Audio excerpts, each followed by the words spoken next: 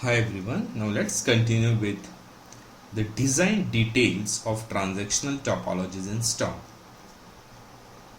When we are using transactional topologies, STORM does following important stuffs for you. And what is that? First, STORM manages state. STORM manages state. STORM stores in Zookeeper all the states which are necessary to do transactional topologies. This includes the current transaction ID as well as the metadata defining the parameters for each batch.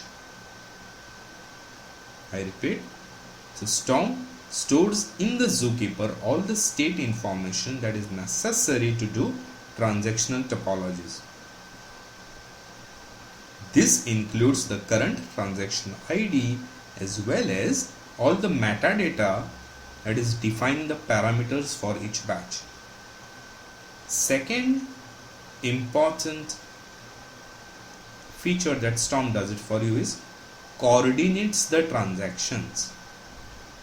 STORM will manage everything that is necessary to determine which transactions should be processing or committing at any point of time, because as I've discussed in my previous session, you can have many different batches going parallelly in processing phase, but only one batch can be in committing phase at a time, right? So the STORM coordinates which transactions are in processing and which are in committing at any point of time. Third is fault detection. STORM leverages the Aking framework to efficiently determine when a batch has fully successfully processed or failed. Okay, so STORM will then replay batches appropriately. You don't have to do any Aking or anchoring. STORM manages all of this for you. And the fourth task that STORM does it for us is it has good batch processing API. STORM layers an API on top of your regular bolts to allow for batch processing of the tuples. STORM manages all the coordination for determining when a task has received all the tuples for that particular transaction. STORM will also take care of cleaning up any accumulated state for each transactions like partial counts. So let me repeat what are the four things that STORM does it for you in transactional topologies. First is it manages the state.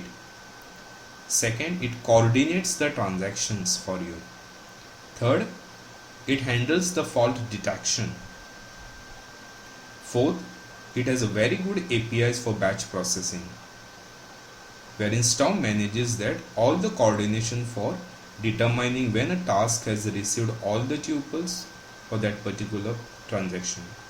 STORM will also take care of cleaning activities if there is some intermittent state as a result of a partial counts in incomplete transactions. Okay, so on the screen I have a very simple example given here of transactional topology. So you build transactional topologies by using transactional topology builder. So here there is a transactional topology definition for a topology that computes the global count of tuples from the input stream of data.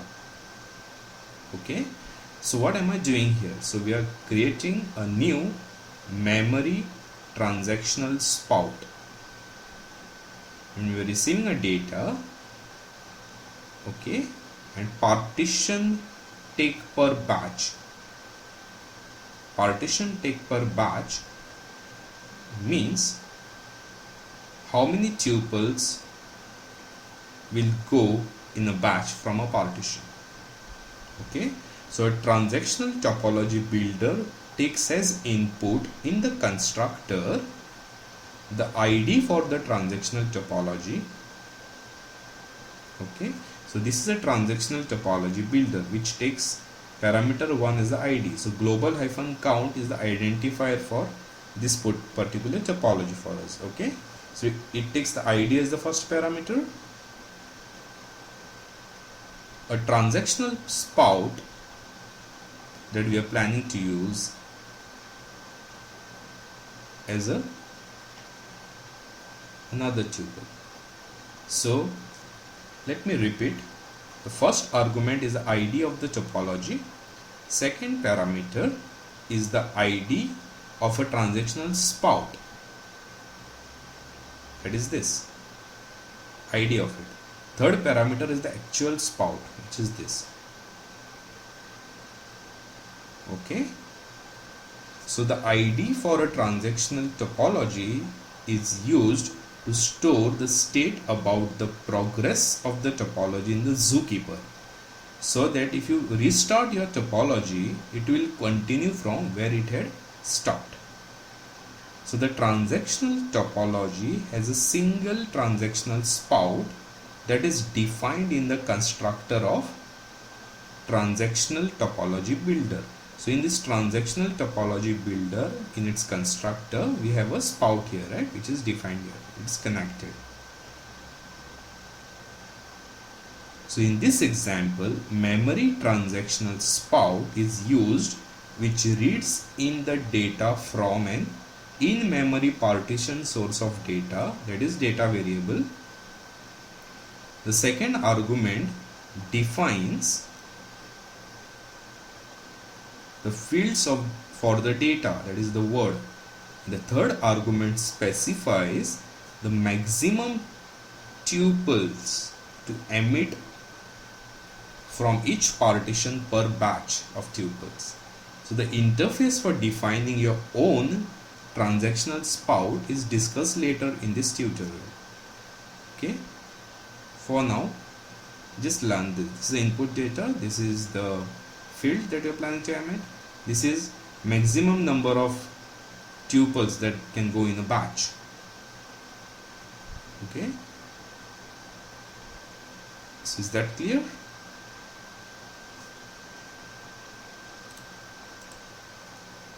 Now let's move on to the bolts part of it. We have seen transactional topology builder, we have seen a memory transactional spout which reads the in-memory data from data variable. Now we'll move on to the bolts. There is one bolt here with the name partial count, second bolt here with the name sum.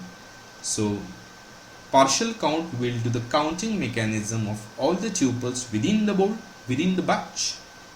Okay, partial count is a bolt which does a partial counting mechanism of all the tuples within the batch, and the sum is a bolt which does a sum of the partial counts across the batches.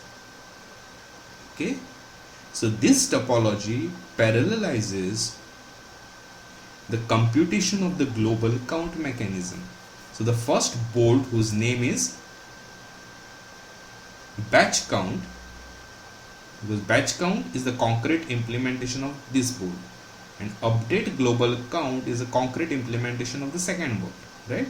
So let's go one by one. So the first bolt, which is batch count, randomly partitions the input stream using shuffle grouping. So we are using shuffle grouping to connect this bolt with the spout, right? So it randomly partitions the input stream using shuffle grouping and emits the count for each partition.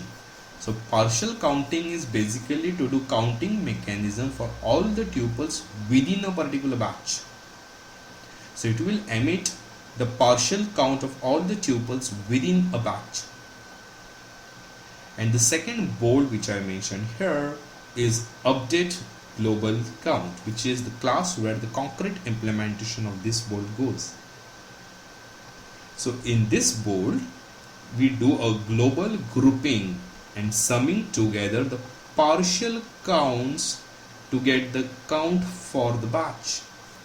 Okay, so it then updates the global count in the database if necessary. Okay, so update global count is a guy who updates the global count in the DB. Clear?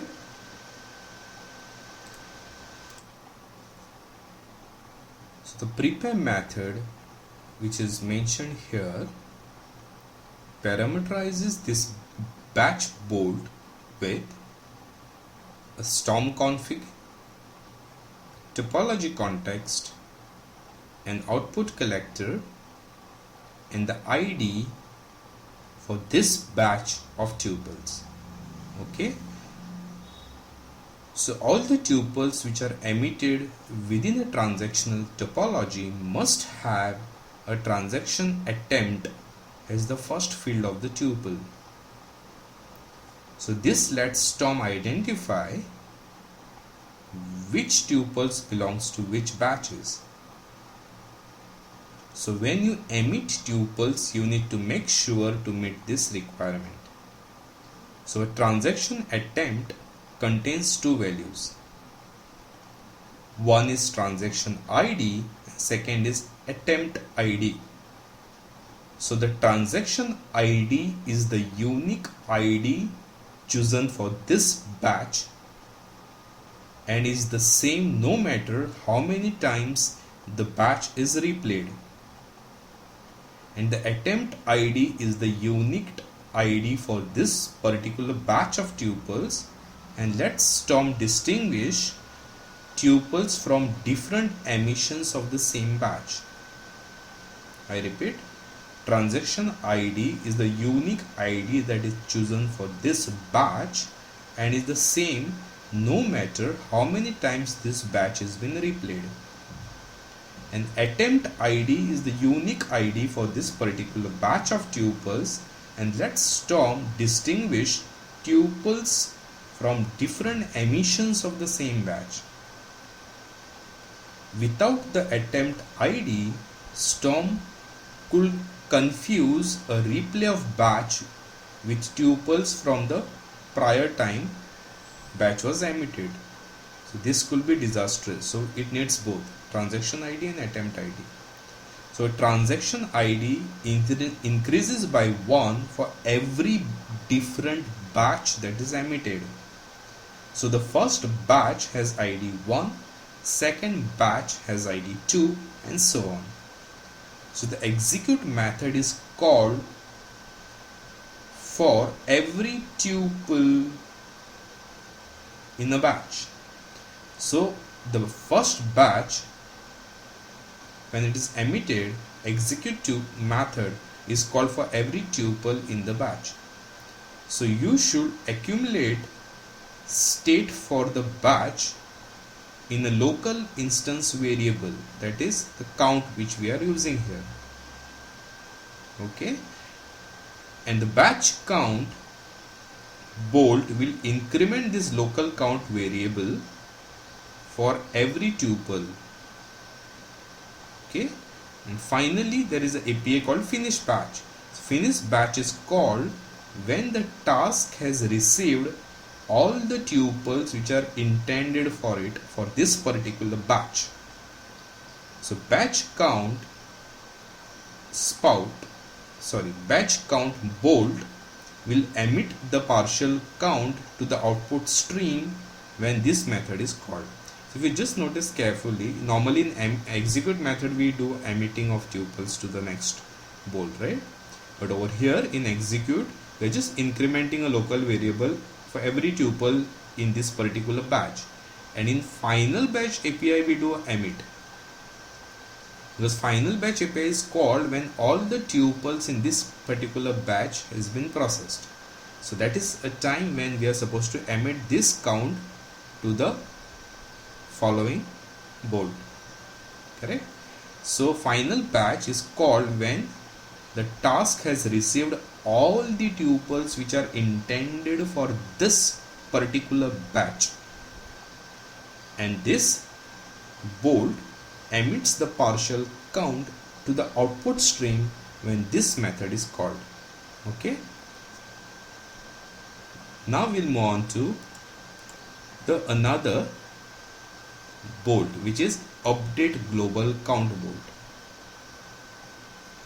Okay, so the update global count is specific to transactional topologies, so it extends from base transactional bolt. In its execute method, it accumulates the count for this batch by summing together the partial batches. Okay, so this sum variable, if you just see, it takes the previous value plus it adds the value that it receives from this tuple. Okay, so it keeps on accumulating because update global, its task is to keep on adding the output of each of the batches, right? What did a previous bolt do? It computed the count of the tuples within each batch, and each batch emitted its partial counts to us. So update global will take as input the partial counts coming from different batches, and it will add the count of all these partial counts into a single global count, right? That's why the execute method in this update global count bolt will keep on accumulating the partial counts that it receives from its previous bolt. Okay, and in clear.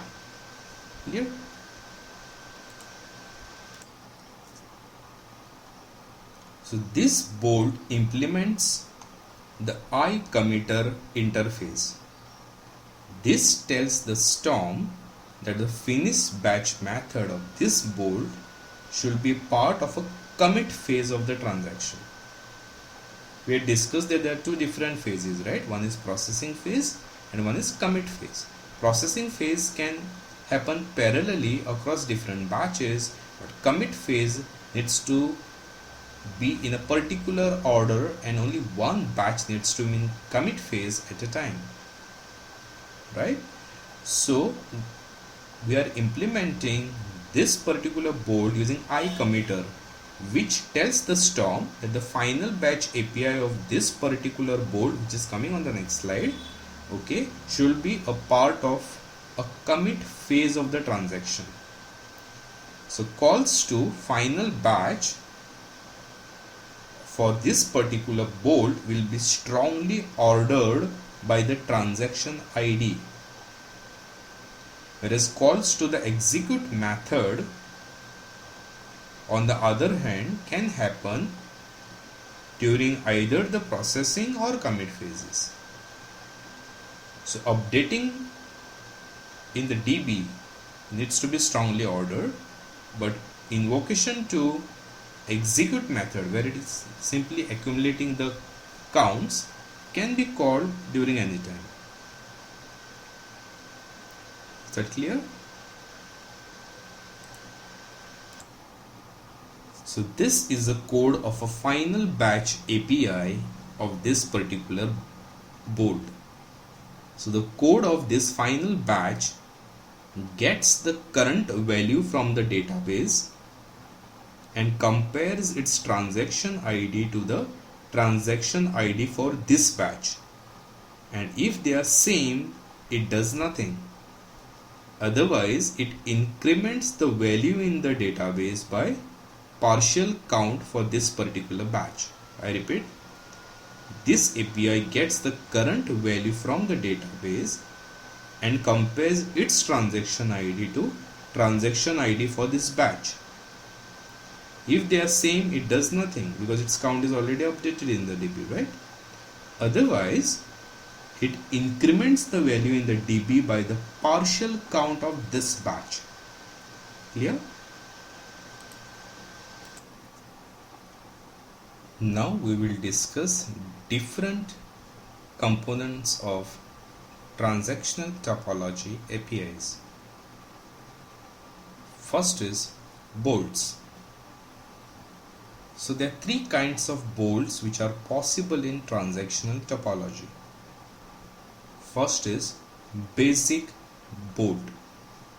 This bolt does not deal with batches of tuples and just emits the tuples based on a single tuple of input. I repeat, basic bolt does not deal with batches of tuples, and it just emits the tuples based on a single tuple of input. Second is batch bolt. This bolt processes batches of tuples. Execute method is called for each tuple, but a finish batch method is called when a batch is complete. I repeat, in batch bolt, it processes batches of tuples, and over here, execute is called for each tuple, and finish batch is called when the entire batch is complete. Batch bolts that are marked as committers are another type of bolts. The only difference between this bolt and a regular batch bolt is when finished batch is called. A committer bolt has finished batch called during the commit phase. The commit phase is guaranteed to occur only after all the prior batches have successfully committed, and it will be retried until all bolts in the topology succeed the commit for the batch. There are two ways to make a batch bolt a committer. One is by having the batch bolt implement iCommitter interface that we just did in the previous example, and second way is by calling a set committer bolt method. These are the two different ways in making a batch bolt into a committer bolt. Okay.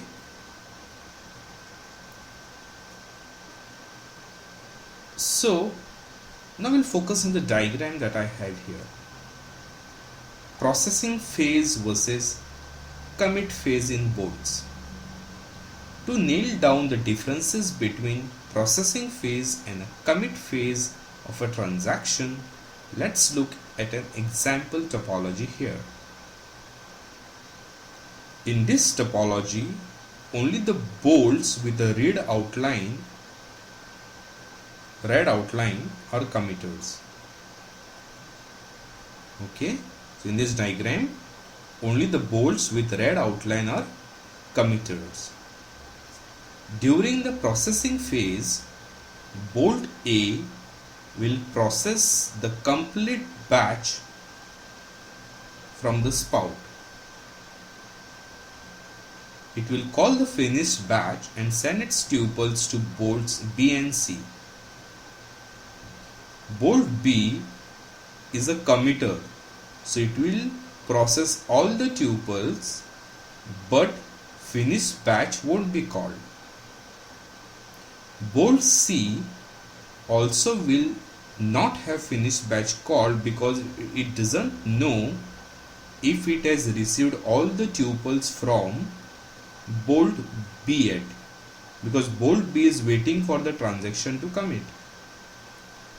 Finally, bolt D will receive any tuples bolt C emitted during invocations of its execute method. When the batch commits, finished batch is called on bolt B. Once it finishes, bolt C can now detect that it has received all the tuples and it will call finish batch. Finally, bolt D will receive its complete batch and call its finished batch. Notice here that even though bolt D is a committer, it doesn't have to wait for a second commit message when it receives the whole batch. Since it receives the whole batch during the commit phase, it goes ahead and completes the transaction. Committer bolt acts just like batch bolts during the commit phase. The only difference between committer bolts and batch bolts is committer bolts will not call finish batch during the processing phase of a transaction. I repeat, the only difference between committer bolts and batch bolts is that committer bolts will not call its finish batch during processing phase of a transaction. Clear?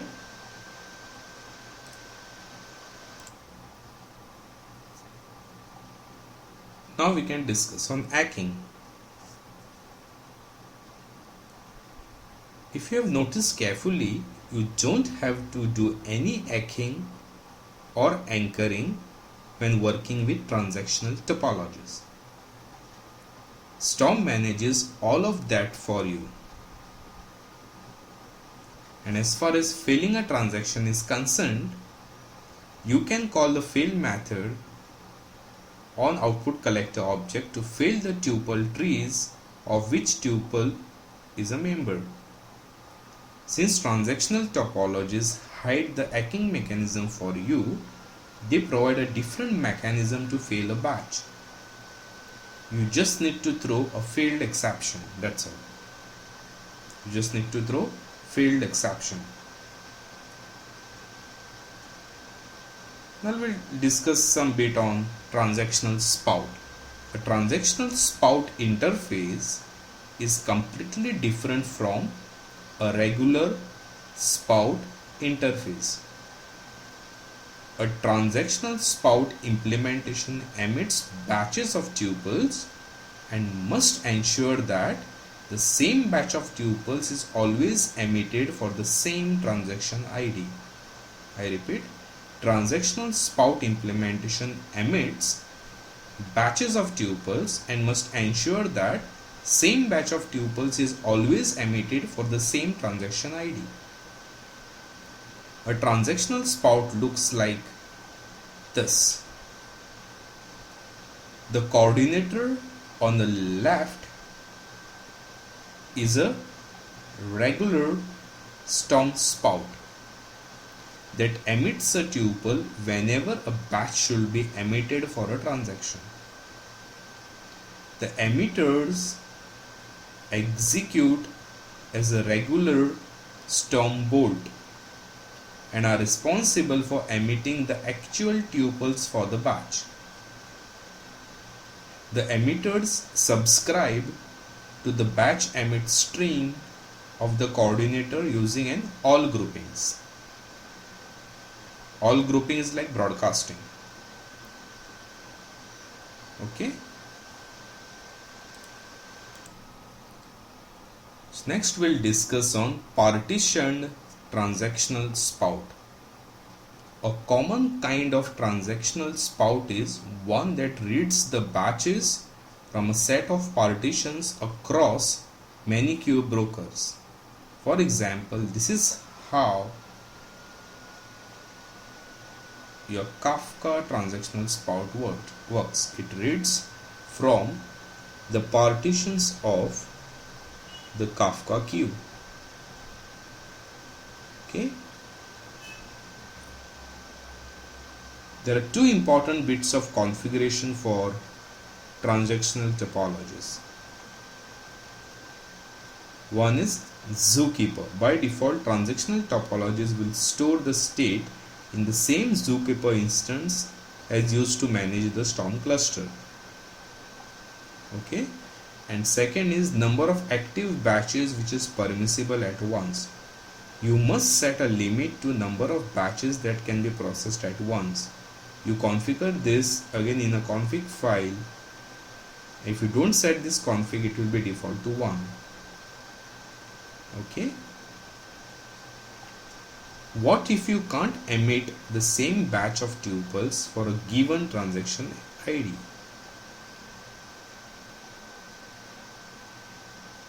So far, the discussion around transactional topologies has assumed that you can always emit the exact same batch of tuples for the same transaction ID. So what do you do if this is not possible? So let's consider an example when it is not possible.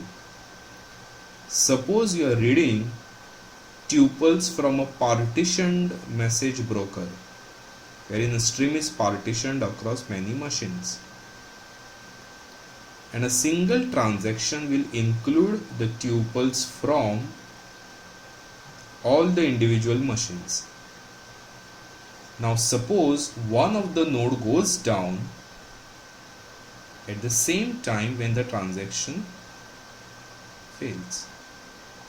Without that node, it is impossible to replay the same batch of tuples you just played for that transaction ID.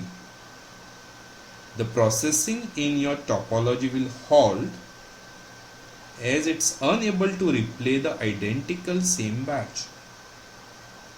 The only possible solution is to emit a different batch for that transaction ID than you just emitted before. Is it possible to still achieve exactly one's message semantics even if batch changes here? It turns out that you can still achieve exactly one's messaging semantics in your processing with non-idempotent transactional spout. Although this requires a bit more work on your part in developing a topology. If a batch can change for a given transaction ID, then the logic we have been using so far of skipping the update if transaction ID in the DB is same as the ID of current transaction is no longer valid now for us.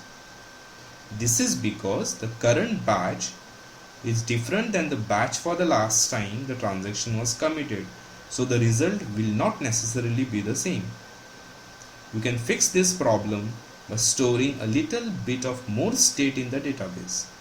Let's again use the example of storing a global count in the DB, and suppose the partial count for a batch is stored in partial count variable. So instead of storing a value in the DB that looks like this, that is the count and the transaction ID, for a non-idempotent transactional spouts, you should instead store a value that looks like this, that is a count and the transaction ID in the previous count. So the logic here for update is as follows. If a transaction ID for a current batch is same as transaction ID in the DB, then the current value of the count is equal to the previous count plus the partial count. Otherwise, set the previous count to the current count and sum the current count with the partial count, and that will be a new count. Now whatever is the batch transaction ID, set it to transaction ID. So this logic works because once you commit a particular transaction ID for the first time, all prior transaction IDs will never be committed again. Clear?